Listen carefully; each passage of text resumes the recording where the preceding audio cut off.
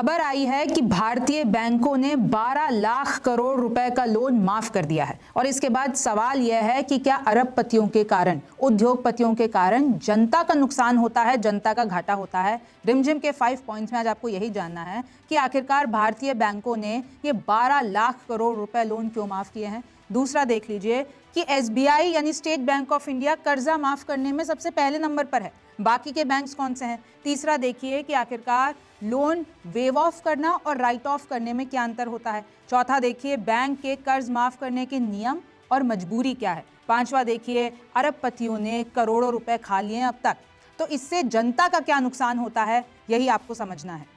नमस्ते, मेरा नाम रिमझिम जेठानी है और आप रिमझिम के 5 पॉइंट्स देख रहे हैं। सबसे पहला पॉइंट हमारा यही है कि भारतीय बैंकों ने आखिरकार ये 12 लाख करोड़ रुपए का लोन माफ क्यों किया है। तो देखिए, आप देख सकते हैं साइड में मैं ग्राफिक चला रही हूँ।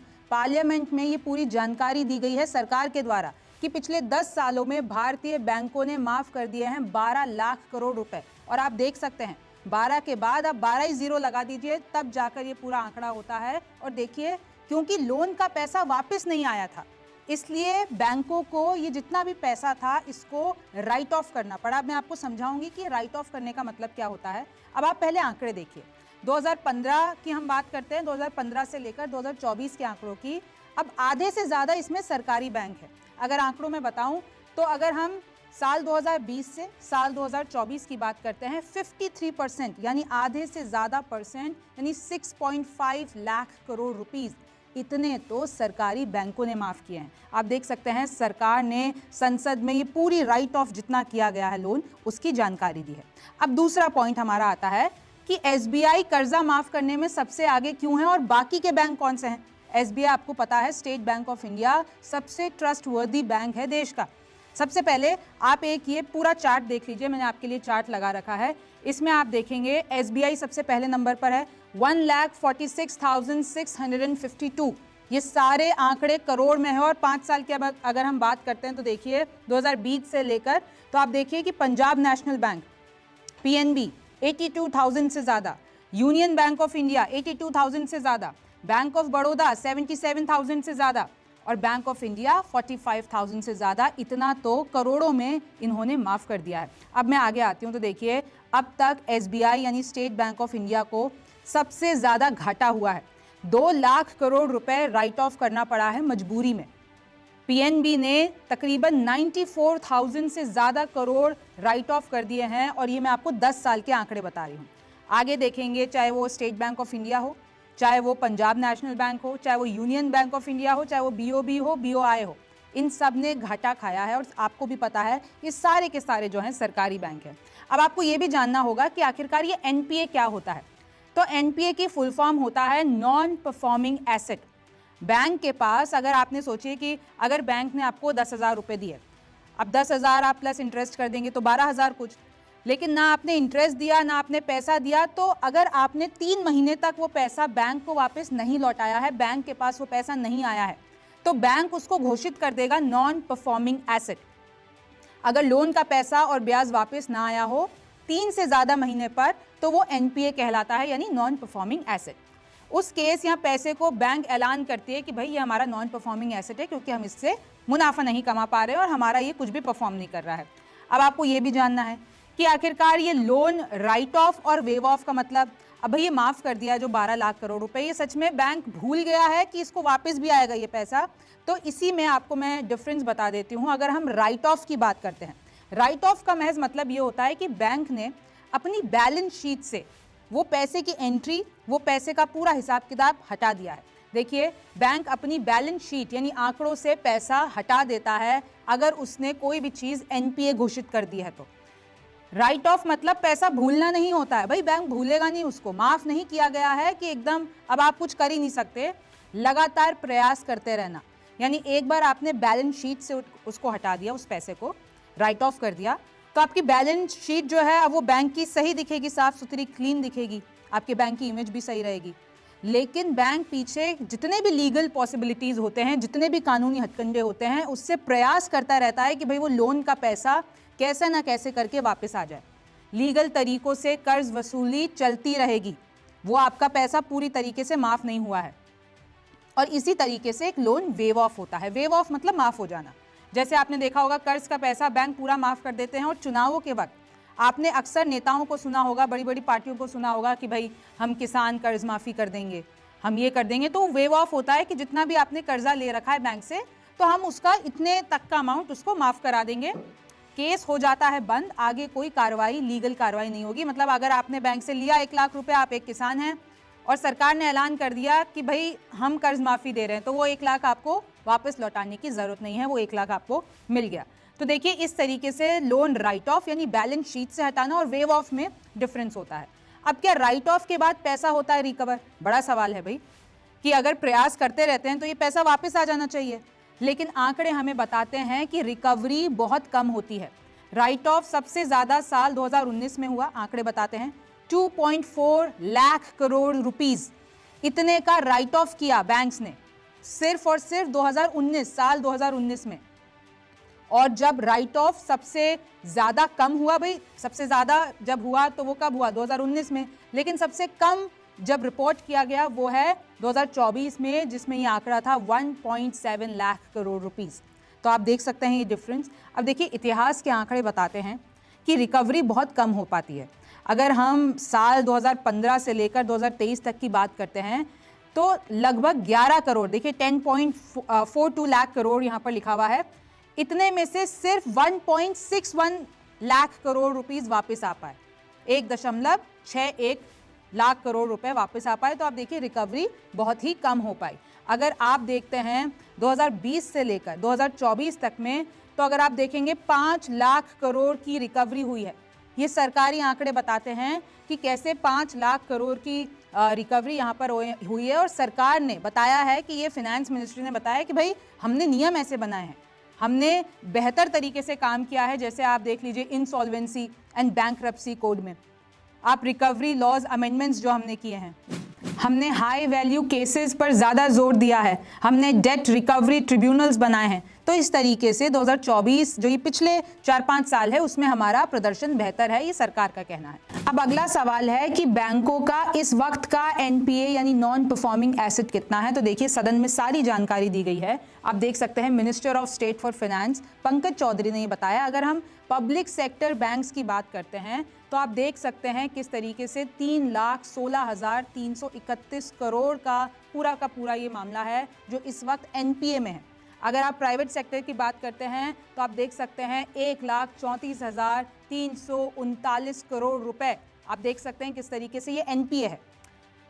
2024 में बैंकों का सबसे ज्यादा प्रॉफिट हुआ है which is 1.41 lakh crore rupees. ये सबसे ज्यादा प्रॉफिट 2024 का जो साल चल रहा है उसमें हुआ है। अब चौथा हमारा पॉइंट आ जाता है कि बैंक के कर्ज माफ करने के नियम और मजबूरी क्या होती है, इसके पीछे के आरबीआई क्या कहता है। तो देखिए अगर एनपीए घोषित किए हुए 4 साल हो गए, भाई बैंक ने कह दिया कि ये हमारा नॉन परफॉर्मिंग एसेट्स हैं क्योंकि लोन का पैसा वापस नहीं आ पा रहा है, तो अगर इसको घोषित किए हुए 4 साल हो गए हैं तो, और अगर बैंक ने प्रोविजन भी कर लिया है, मैं आपको बताऊंगी प्रोविजन क्या होता है। प्रोविजन आप एक देख लीजिए, आपने बैलेंस कर लिया है तो फिर बैंक कर सकता है उस पैसे का राइट ऑफ। तो प्रोविजन जरूरी है और 4 साल का आपका ये नॉन परफॉर्मिंग एसेट होना चाहिए। एनपीए ज्यादा दिखेगा तो बैंक की छवि खराब होगी मार्केट में। भैया इन लोगों का यही सोचना होता है, राइट ऑफ इसलिए कर देते हैं कि बैंक की जो बैलेंस शीट है वो सही रहे।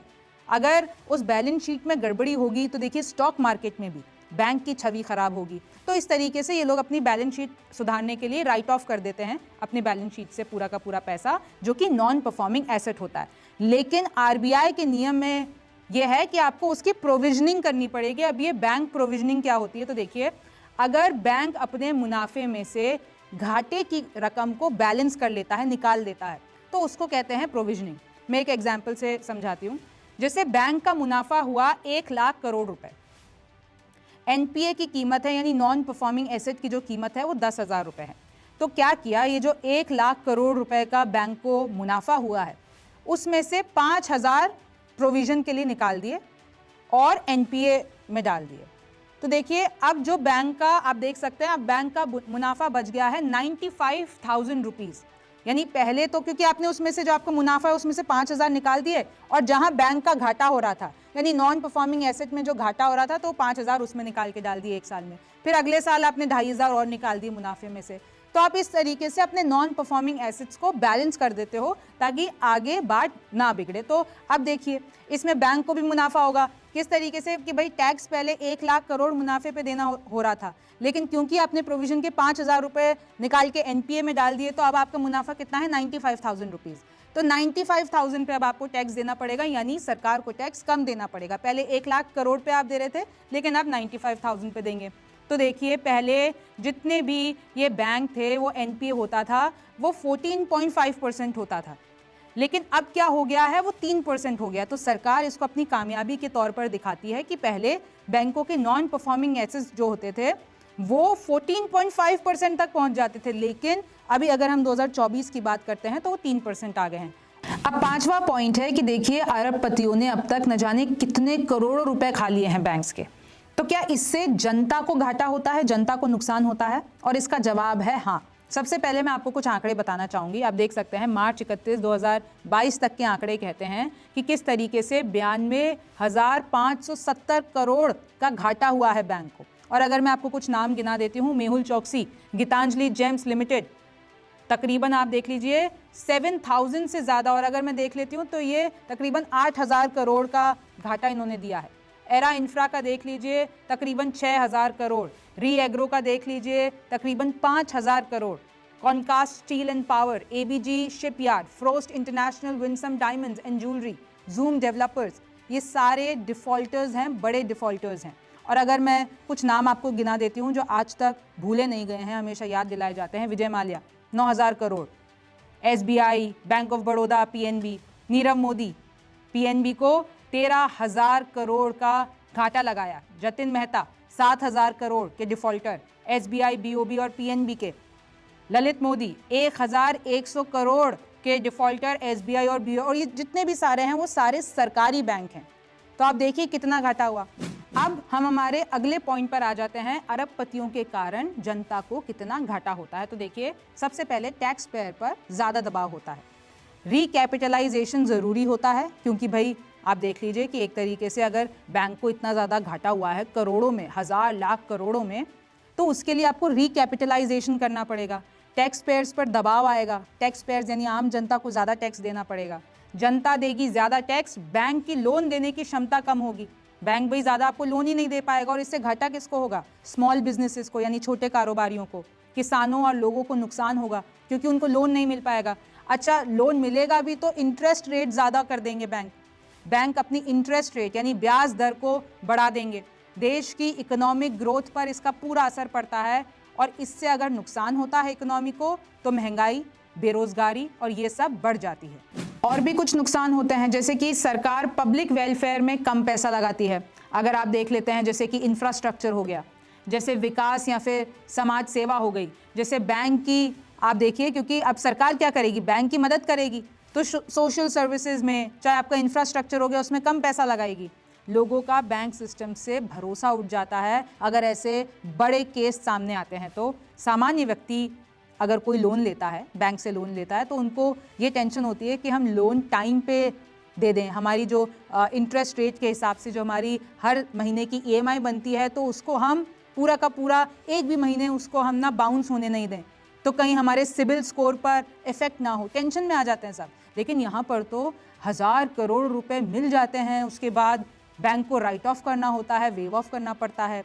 तो इस तरीके से देखिए कहीं ना कहीं आम जनता को भी परेशानी होती है, उनको टेंशन होती है, बैंकिंग सिस्टम पे भरोसा उठता है। तो अब जो ये नए आंकड़े आए हैं इस पर आपका क्या सोचना है, मुझे कमेंट सेक्शन में ज़रूर बताइए। आप रिमझिम के 5 पॉइंट्स देख रहे थे, मैं हूँ रिमझिम जेठानी, आपसे फिर मुलाकात होगी।